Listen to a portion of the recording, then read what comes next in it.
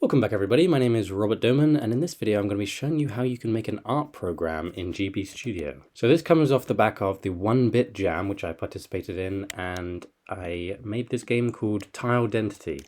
So basically you have a brush and you have these shapes you can put down on a canvas here, and you can draw anything you like. And because it's the 1-bit jam, it means it's black and white, which really helped with simplifying this game idea. I also want to shout out another game that was in the jam that is also another art program by Zone Booth over on itch.io called the GB Paint X Shareware Edition.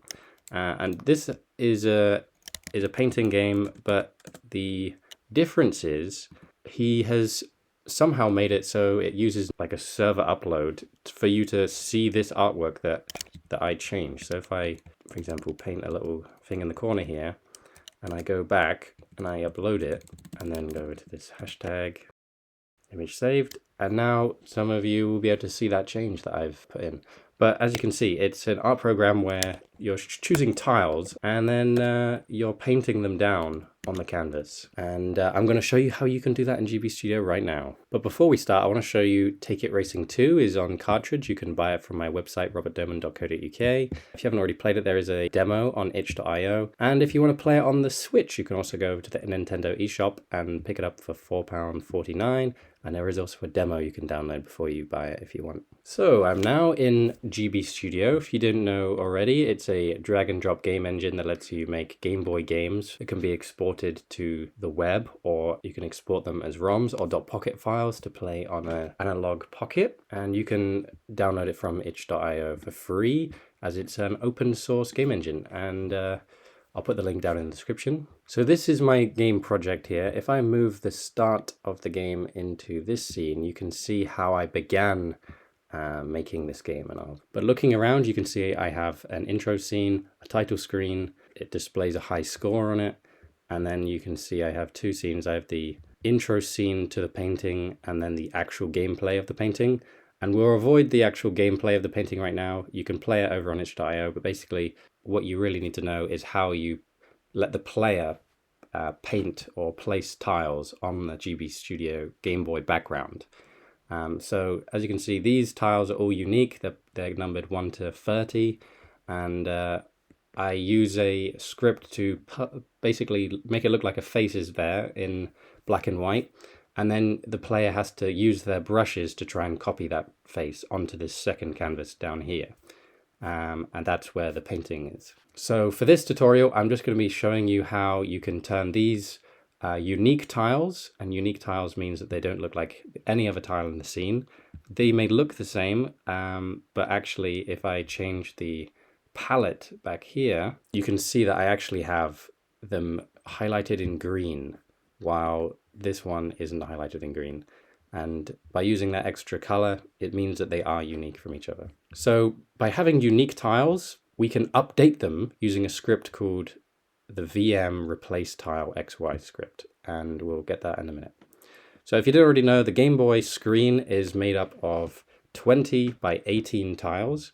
Most of the time on the screen, the tiles repeat. So for example, as I'm highlighting here, all of these tiles are the same image. They're all just the black, fully black on the background, just like these ones here are all fully white.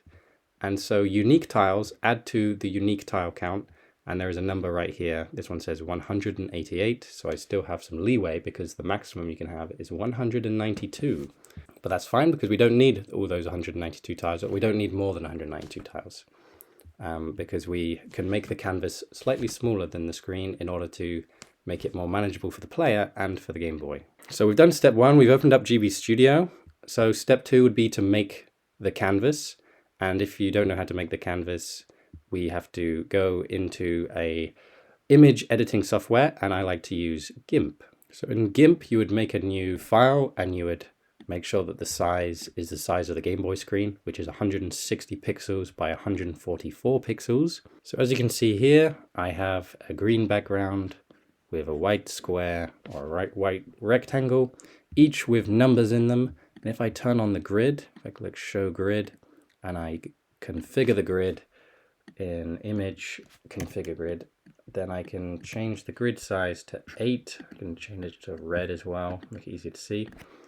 And now you can see that I have 30 squares here that are unique. And we know they're unique because we've written numbers in them.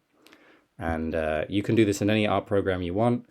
And you can make the canvas, we're calling this a white square, the canvas. We can make the canvas as big or as small as we want, as long as it doesn't go over that 192 unique tiles in a scene. You can then spice up your canvas by putting stuff around it. For example, I've got this, well, I've turned mine into a game basically. So I've put, it looks like a sketch artist board, obviously the score with the paper and the clock and the mug, just to add a bit more life to the scene. And you can do whatever you want with yours. You don't have to. Just like Zone Booth's game, it didn't have any extra flair to it, but that made it much more simpler to understand, I feel like, and it doesn't force their ideas into any themes. It just keeps it minimalist. But the next step of turning this into an art program will be to make the pieces that can then be displayed on this canvas.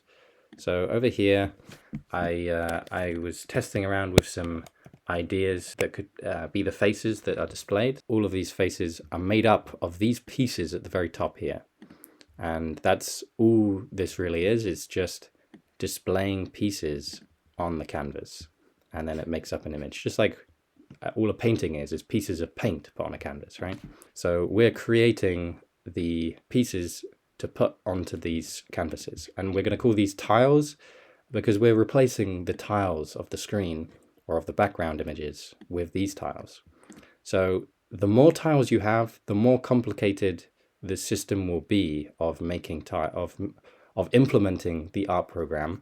So right here, I believe I have 11 or 10 tiles. The first tile, for example, is 0, right? When we're counting, it's 0. So when we are going to be referencing this in the future, this first tile will be 0, and the next one will be 1, 2, 3 onwards, okay? So I've kept mine simple by having it black and white, and that's why the 1-bit jam was so good, is because it simplified it for me. But you don't have to keep it simple, but I would recommend if you're starting out with tile switching, this is your first ever experience, you might want to keep it very simple to maybe four pieces, you know, just to experience what it's like, how difficult it is, what you can do with tile switching, okay? If you remember in my game, when you press B, when you're using either a triangle or a rectangle, it can be rotated, so you can display things a bit differently than you would be able to otherwise.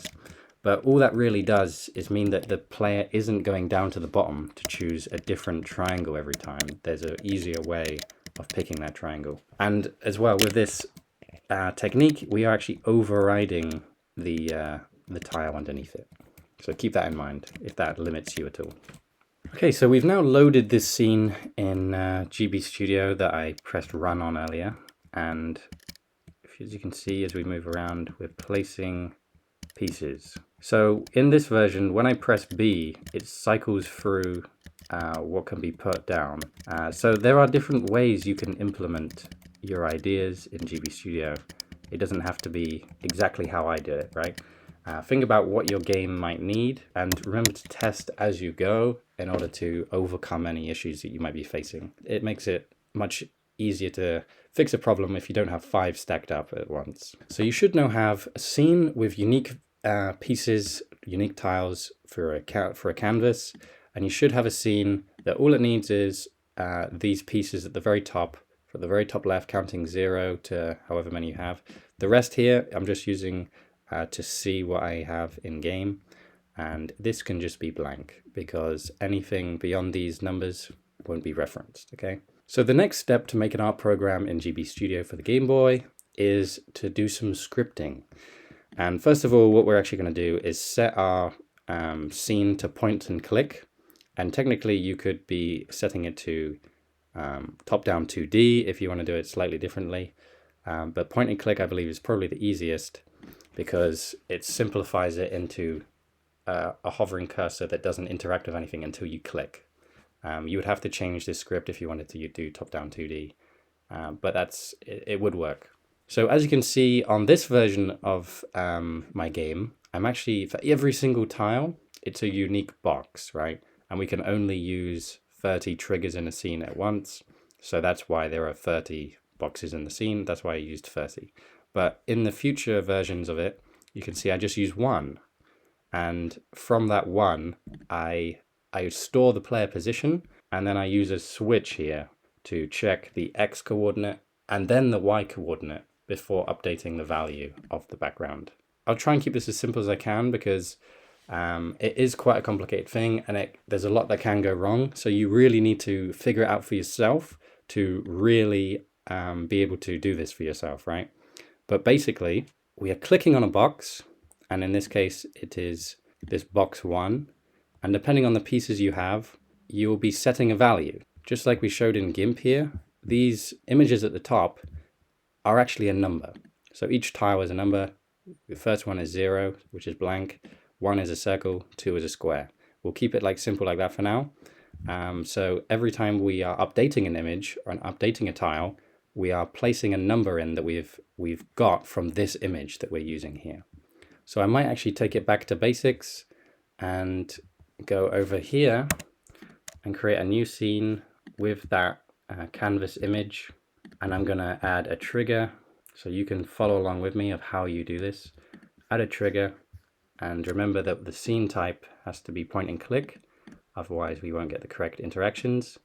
Point and click. So then when we click on it on interact, we want to say I want to paint, right? So what we need to do is set a value, like we were saying, a value to whatever our brush is. So for now, let's imagine our brush is only one thing, but here you'd actually maybe have a switch. You'd say set my value to the brush I'm using. So set to the variable of the brush. So we'd make a new variable and call it brush, and we'd have another script where on, for example, like I had before, when we attach it to a button, it would cycle through the brushes. For example, math functions, and all you do is add a value of 1. And then once it gets to the, for example, mine is 10. So if it gets to the value 10, once it goes over that, it gets set back to 0. So as you see, it would cycle through 0 to 10. And then that would be our brush, for example. But that is getting very complicated, and it doesn't have to be like that to begin. So for now, we just want it so when we click on the canvas, it sets the canvas to, for example, that number 2 was the black, right? So we're going to set it to the value of 2. If I now choose a variable that we're using, you can see in my variables, see them on the left over here, and the main ones I'm using are S01 to S30. And these ones equate to the images we're showing on the screen here. So I'll just keep it simple, and we'll say set art01. That's the original test variable I used in this scene. When we click on this trigger, which is the whole canvas, we're going to set this value to 2. I'm trying to keep this very simple because it's a very simple concept that can be expanded once you get the grasp of it, right? So then what I want to do is add a script. So gbvm script. So the script is called vm replace underscore tile underscore xy. So vm underscore replace underscore tile underscore xy. And then we're going to do a comma, and we're going to see what is the tile that we want to replace. So obviously when we're using a cursor, we can check what is the position of the cursor, right? And we can choose it to be that position, but we're just going to choose right now number 1. And if we look at the very bottom left of the screen, it says scene x equals 8, y equals 5. So if we do x equals 8 and y equals 5, we would the vm replace tile xy 8, 5, and then we want to add a reference. So this will be the scene that we were using to count the numbers on, right? So how are we going to be displaying? This is the display scene, and I just called it art pieces. Yours will be different, obviously, depending if you call it that or not. But we want to add a reference. We want to find that background scene that's in our files, obviously, and click on it. And now if we click on this, it will give us tile set here. So if we click on this tile set, it said copy to clipboard. Now if I paste it down, boom, we've got given this tile set thing. So now we're saying replace tile set from this position, 8, 5, and then use this tile from, use this tile set from this background image. And then we're going to do comma, and then we're going to choose the variable that we have just put up above it. And actually, it needs to be displayed as var, like a variable underscore art01. So now if I press run on this, let's see what happens. So now we have this scene, we have a cursor, and obviously we don't really know where the cursor is clicking because we haven't really set this up, but you can see as when we go over this trigger box, it changes, like it's a hover cursor, right? So it changes when we go over it. So if we press A on it, boom, it just set the that tile to black. And this basically is how we construct the entire thing. Like I did in this one, I had 30 boxes with that in, and that was as simple as it got. But using switches and checks and if variables, we can see where the cursor is. We can choose our brush, like we said before, of like cycling through which value we're going to be using. So if we were to set it to a brush, we can say set the value to brush, and obviously you would be renaming your own variables. And if I say attach script, we can add a value of 1 to brush like we said we'd do. Fantastic. And then like I said, I will also do it so if variable compare with value is greater than 10, we want to set this value to 0. Add value 1.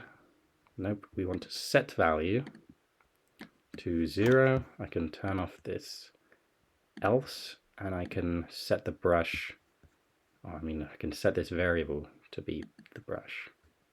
So now when I press, let's put it to start. When I press start in this scene, the brush value will be adding to 1, and once it goes over 10, it goes back to 0. It's now using the brush variable to set the art01 variable that updates on the back of the screen. So let's click on this now, and as you can see, because our brush value is 0, it's actually set it to white. If I press enter and then press A again, we can now cycle through our pieces. Beautiful. And then obviously if I shrunk this box down and I did it 30 times like I did in the other scene, then we could do this. However, you need to be aware that using the same variable for each display may get confusing, and it would mean that it's not actually storing the whole image for later use. For example, in my variables over here, I have S1 to S30, and that means that even when I leave the scene and come back, I can set those, those values already been set by the player, right? And they can be stored and then displayed again. But if you're using one variable, the art01, and every time you're updating it, you're actually losing the information, but it's still being displayed on the screen, right? Okay, so let's see what happens. I can click, and obviously the issue here is that each box needs to be referencing a different point in space. Okay, so 8595. So each of these boxes needs to be displaying a different XY coordinate. Otherwise, it will obviously just be updating the coordinate of the first box. So let's try that one more time, and we can see that we can paint this all white, and we can press enter to try and change the colors again. Just press it a few times. And obviously on my version of the game, I made it so that the brush that you're using also displays as the brush on the screen.